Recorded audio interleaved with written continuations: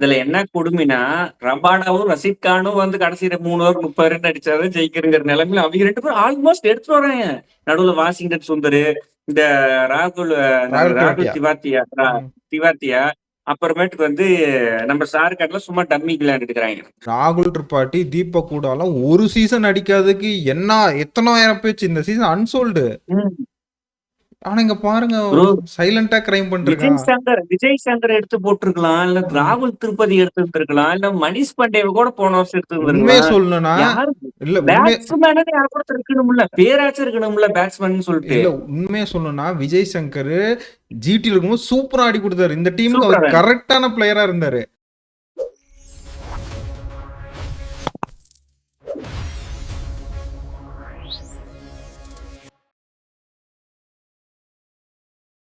Hello வணக்கம். RT packs வழங்கும் IPL preview ஷோல தான் இருக்கும். அதாவது இன்னைக்கு எந்த டீம்னா, பயங்கரமா அடி வாங்கிட்டு இருக்கிற டீமும், பயங்கரமா அடி குடுக்குற டீமுக்கும் மேட்ச். டிசி வெர்சஸ் ஜிடி மேட்சோட ப்ரிவ்யூ தான் பார்க்க போறோம். ம். எடுத்த உடனே ஒரு கேள்வி கேட்கறேன். நான் கொஞ்ச நேரத்துக்கு முன்னாடி நீங்க கூப்பிட்டீங்க ப்ரிவ்யூ எடுக்கலான்னு சொல்லிட்டு, கிரிக் பஸ்ல போயிட்டு ஷாருக் கானு, ராகுல் திவாத்தியா, வாஷிங் சுந்தர் தான் பேட்ஸ்மேன்லாம் இருக்கிறாங்களா? இல்ல வேற ஏதோ ஒரு பேட்ஸ்மேன் இருக்கிறாங்களான்னு நான் போய் செக் பண்ணி பார்த்தேன். சத்தியமா யாருமே செக் இல்ல. பண்ணேன். நான் போன ப்ரிவியூல சொன்ன ஜிடி ப்ரிவியூல டேய் இவங்கள விட்டா ஃபினிஷரே இல்லடா, வந்துட்டு பேட்டரே இல்ல, வெறும் பவுலர் வேணா. இன்னொரு டீமுக்கு தேவையான பவுலர் இவங்க கிட்ட இருக்கு. ஆ, இந்த பவுலர்லாம் மத்த டீமுக்கு கொடுத்து ஹெல்ப் பண்ணலாம். அவ்வளவு bowling இருக்கு. மானவ் சுப்ராரு, ம். இஷான் சிந்து, அர்ஷத் கானு, ம். அப்புறமேட்டுக்கு வந்து குருஜாத் குருகிலியாவா யாரோ ஒருத்தர் அந்த கெஜ்ரோலியா. அவரும் பவுலர் ம். கெஜ்ரோலியா ஆ. அப்படின்னு சொல்லிட்டு பவுலர்ஸ். பேட்ஸ்மேன் பேக்கப்புக்கு போனாட்டம் குமார் குசகராவை ஆட வச்சாங்க. இன்னொருத்தர் அனுஜ் ராவத். 2 பேட்ஸ்மேன் தான் ப்ரோ. எப்படி ப்ரோ ஆக்ஷன்ல என்ன ப்ரோ பண்ணாங்க? நம்ம சிஎஸ்கே அத்தனை கேள்வி கேட்கிறோம். என்ன ஆக்ஷன்ல பண்ணாங்க? பட்லரு, சாய் சுதர்சனு, கில்லு எல்லாம் பார்த்துப்பாங்க அப்படின்ட்டு வந்துட்டாங்களா? ஆமா. இவரு நம்ம பிலிப்ஸும் ஃபார்ம்ல கிடையாது. ம். நம்ம ஜேசன் ஹோல்டரை எடுத்து மேல ஆட வைக்கவும் முடியாது பிலிப்ஸுக்கு பதிலா. எப்படி பயங்கரமான சுச்சுவேஷன்ல பயங்கரமா மாட்டிக்கிட்டாங்க. கடைசி இடம் கன்ஃபார்ம் அந்த வருஷம் ஜிடிக்கு. என்ன சொல்றது, அதான் 3 பேட்டிங் போதும், இந்த சீசன் ஃபுல்லா ஓட்டிடலாம், பிளே ஆஃப்ஸ் அதுக்கு மேல வந்தா பாத்துக்கலாம் அப்படிங்கிற மாதிரி போயிட்டாங்க. அதுவும் இல்லாம பட்லர் மேல ஓவர் டிபெண்ட் பண்ணிட்டாங்க. பட்லர் அடிச்சு கொடுத்துரு, பட்லர் ஓப்பனிங் ஆனா அடிச்சு கொடுப்பாரோ என்னமோ. சாய் சுதர்சன் 1 ரவுண்ட் கீழே இறக்கி பாருங்க. என்னதான் இருந்தாலும் அந்த இல்ல 3 இல்ல, என்னதான் நம்ம 1000 பேசலாம், அந்த 3 தான் பேட்டிங். அதுக்கப்புறம் பேட்டிங் இல்ல. கிளென் பிலிப்ஸ் அவுட் ஆஃப் இல்ல ஃபார்ம். போன வருஷம் பட்லர் ஒன் அவுட் தானே ஆடினாரு. அதுக்கு அதுக்கு அப்படி பாக்குறாங்க. எப்படி பார்த்தாலும் அந்த 3 பேர் தான் பேட்டிங்கு. மீதி 20 ஓவருக்கு நாங்க 7 வெரைட்டி பவுலர்ஸ் வச்சுக்கிறோம் அப்படின்னு போறாங்க.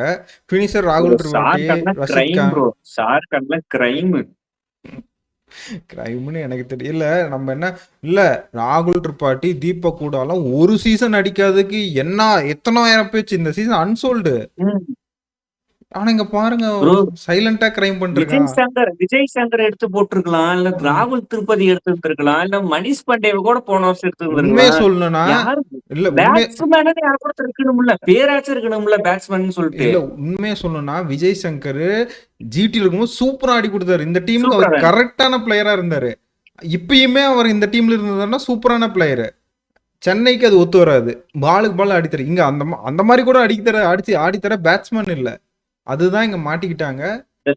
இதுல என்ன கொடுமைன்னா, ரபாடாவும், ரஷீத் கானும் வந்து கடைசியில 3 ஓவர் 30 ரன் அடிச்சாதான் ஜெயிக்கிறங்கிற நிலைமையில அவிங்க 2 பேரும் ஆல்மோஸ்ட் எடுத்துட்டு வர்றாங்க. நடுவுல வாஷிங்டன் சுந்தரு, இந்த ராகுல் ராகுல் ராகுல் திவாட்டியா. திவாத்தியா ம். திவாத்தியா, அப்புறமேட்டுக்கு வந்து நம்ம ஷாருக்காட்லாம் சும்மா டம்மிக்கு விளையாண்டுட்டு இருக்கிறாங்க. எவரும் இங்க 2 பேர் தான் அப்படிங்கிற மாதிரி.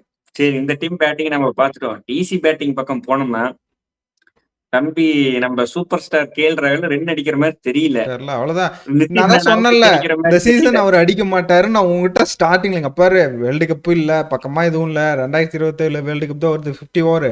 ராகுல் அடிக்க மாட்டாரு, நீ வேணா எழுதி வச்சுக்கோ நான் சொன்னேன். அதே மாதிரி அவர் அடிக்கல. நான் சொன்னா யாரு கேக்குறீங்க? இல்ல, அதெல்லாம் கூட விடுங்க. ம். நீங்க 2 பேரும் அடிக்கல ப்ரோ. 30க்கு 4, ம். 70க்கு 4னா கூட சேசிங் பண்ணிடுறாங்க எவ்வளவு ரன் இருந்தாலும். ம். Sameer Rizvi peak of his லைஃப்ல இருக்கிறாரு. அடிச்சா 80, 90 தான். அந்த 30, 20 இந்த கேமியோ எல்லாம் நம்ம வந்து சிவராஜ்குமார், மோகன்லால் மாதிரி ஜெயிலர் படத்துல வந்து கேமியோ எல்லாம் பண்ணல. சூப்பர் ஸ்டார் மாதிரி ஃபுல் லென்த்ல நான் ஹீரோ தான் அப்படிங்கிற மாதிரி ம். பண்ணிக்கிறாரு. இந்த மேட்ச் ஹாட்ரிக் 50 அடிப்பாரா? வாய்ப்பு இருக்கு. இல்ல எப்படி அவுட் எடுக்கிறதுங்கிறத தெரியல சமீர் ரிஸ்விய. இல்ல சமீர் ரிஸ்வி பார்த்தீங்கன்னா, அவங்க ஊர்ல விளையாண்ட அந்த T20 லீக்ல சூப்பரா விளையாண்டாரு. அத பார்த்து தான் சென்னை எடுத்தாங்க. அவரு இந்த மாரி ஒரு பெர்ஃபார்மன்ஸ் குடுப்பாரு. ஆனா சென்னையில சரியான இடம் கிடைக்கல. அது வேணா நம்ம ஒத்துக்கணும். இங்க தான் ஒரு கரெக்ட்டான இடம், கரெக்ட்டான பொசிஷன். அந்த லீக்ல பிரமாதமா விளையாண்டு கேப்டன்சி பண்ணாரு. தனியாளா இப்ப இஷான் கிஷன் சொல்றோம்ல ஸ்மார்ட்ல, அந்த மாரி அவர் தனியாளா விளையாண்டு இந்த மாரி பேர் பயங்கரமா பூம் ஆச்சுன்னு தான் சென்னையில எடுத்தாங்க. ஆனா சென்னையில ஒழுங்கா விளையாடல.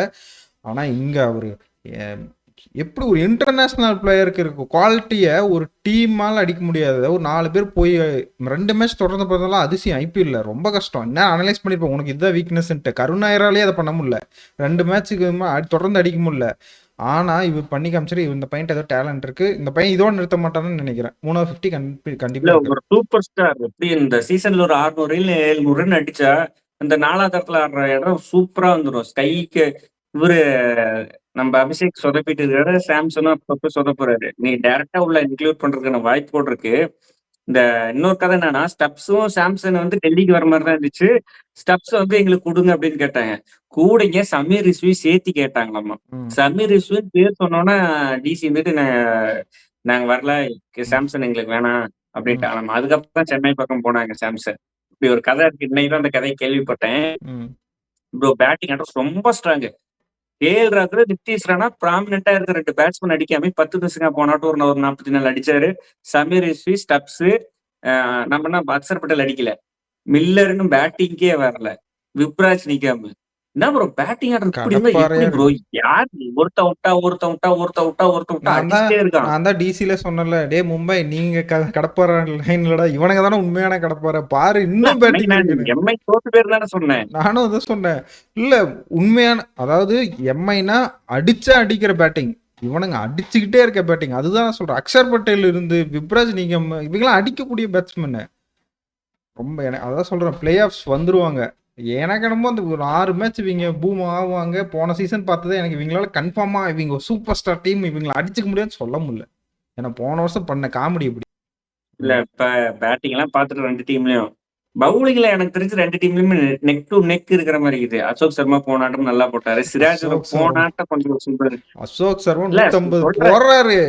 150 ஆஹ் போட்டாலும் நமக்கு ஒரு இது வர மாட்டேங்குது. இப்ப உமரன் இல்ல மாலிக்லாம் அந்த டே பை பீக்ல டே இருந்துட்டு. இம்ப்ரூவ் தானே அவர் 2 மேட்ச் ஆடி இருக்கிறாரு. டே பை டே இம்ப்ரூவ் ஆகலாம். ம், ரபாடா இருக்கிறாரு. போனாட்டம் நல்லா போட்டாரு. ரஷித் கான், வாஷின் சுந்தர், ம், கிளைன் பிலிப்ஸை யூஸ் பண்றான். ஏன் யூஸ் பண்ண மாட்டேங்கிறான்னு தெரியல பவுலிங்ல.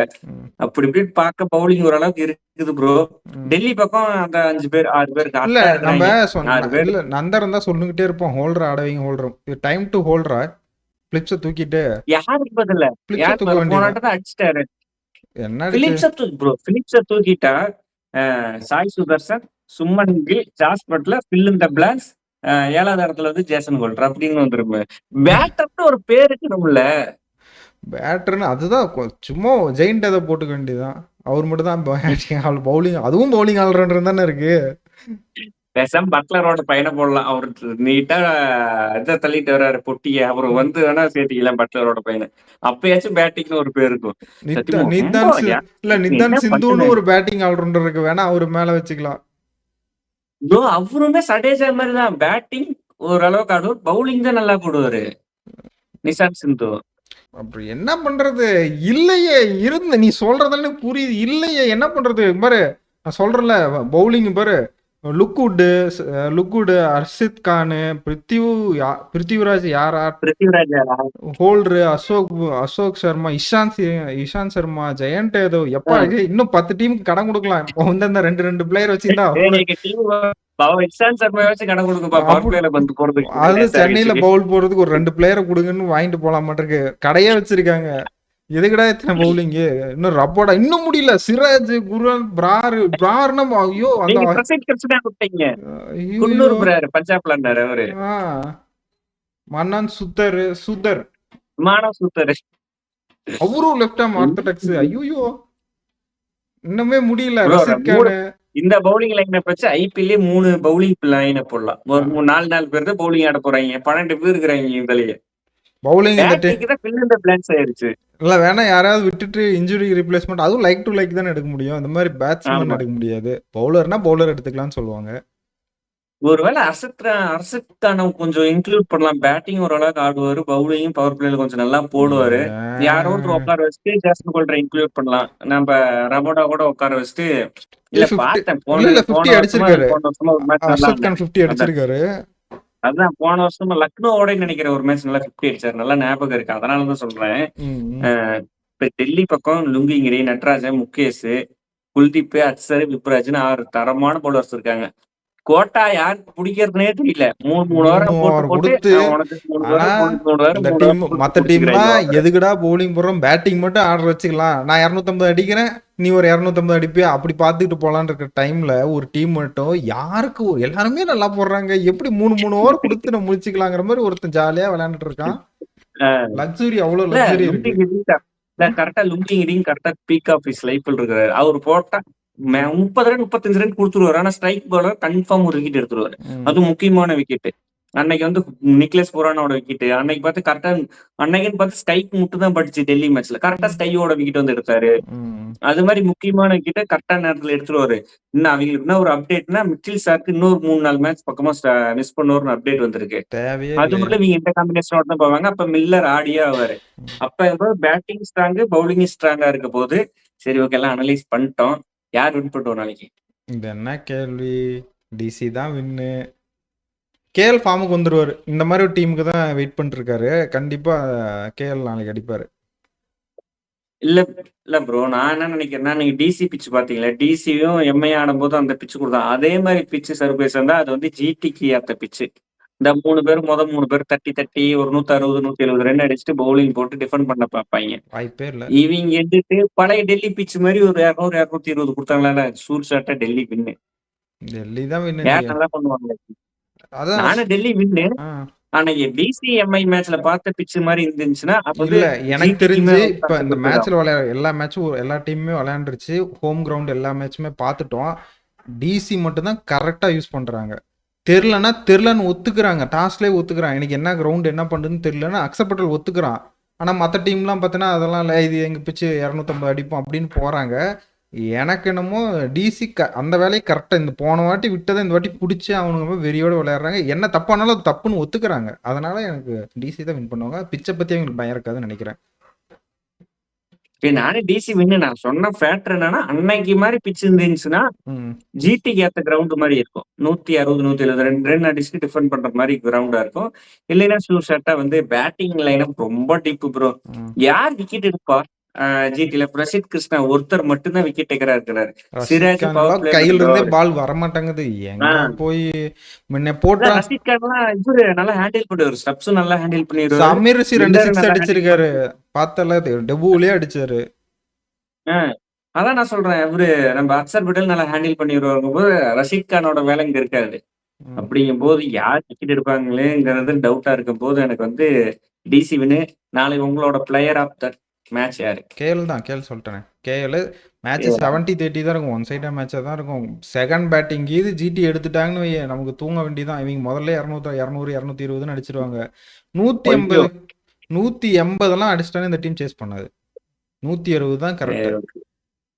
180 போனாவே ஜிடி நாளைக்கு வந்து நான் வந்து யார ப்ரிப்பேர் பண்றேன்னா அக்சர் பட்டேல். இன்னும் அக்சர் பட்டேலோட ஃபுல் பீக் வரல. நம்ம பேட்டிங்லயும் பவுலிங்லயும் நாளைக்கு வந்துருவாரு. கொஸ்டின் கேட்டுருவோமா? கொஸ்டின் கேட்டுருவோம். நாளைக்கு யார் மேன் ஆஃப் த மேட்ச்னு சொல்லிடுங்க. Man of the match. அதுக்கப்புறம் இங்கே பாருங்க இன்ஸ்டாகிராமில் அப்லோட் பண்ணிட்டோம் யார் வின்னுன்ட்டு. தேர்ட் மேட்ச் அந்த மலையாளம் நின்னதோட நிற்கிது. இன்னைக்கு இந்நேரம் அதெல்லாம் அப்லோட் ஆகிருக்கும். நேற்று மேட்ச் யார் வின்னருன்ட்டு போய் செக் பண்ணுங்கள், கமெண்ட் பண்ணுங்கள், ப்ரைஸை வின் பண்ணி அள்ளிட்டு போங்க. மறக்காமல் ஆர்த்தி பேக்ஸில் வந்து நீங்கள் கேட்குற brownies, cakes, ice cakes, birthday cakes எதை வேணால் ஆர்டர் போடுங்க. இல்லை பல்க் ஆர்டர் எது வேணால் ஆர்டர் போடுங்க, உங்களுக்கு செஞ்சு கொடுப்பாங்க. இங்கே பாருங்க ஒரே நிமிஷம். இங்க பாருங்க கேக்கு அவங்க யாரும் எங்களுக்கு ஃப்ரீயா காசு கொடுக்கல. உங்களுக்கு மட்டும்தான் ஸ்பான்சர் பண்றாங்க. எங்களுக்கு அவங்க காசு கொடுக்கல. உண்மையிலுமே சொல்றேன். ஒரு ப்ரௌனி சாப்பிட்டு பார்த்தா செம்ம டேஸ்ட். வாயில வச்சு அப்படியே கரைஞ்சிக்கிட்டு உள்ள போகுது. ட்ரை பண்ணி பாருங்க. நாங்க சும்மா ஹைப் கொடுக்குறோம்ல. ப்ரௌனி வந்து அவங்களோட கான்டாக்ட் நம்பரை கான்டாக்ட் பண்ணி சும்மா ஒரு ஒரு பாக்ஸ் ஆர்டர் போட்டு சாப்பிட்டு பாருங்க. நீங்க சாப்பிட்டதுலேயே பெஸ்ட் ப்ரௌனியா இருக்கும். நானும் சாப்பிட்ருக்கேன். நல்லா தான் இருக்கும். சும்மா ஒரு வாட்டி டேஸ்ட் பண்ணி பாருங்க.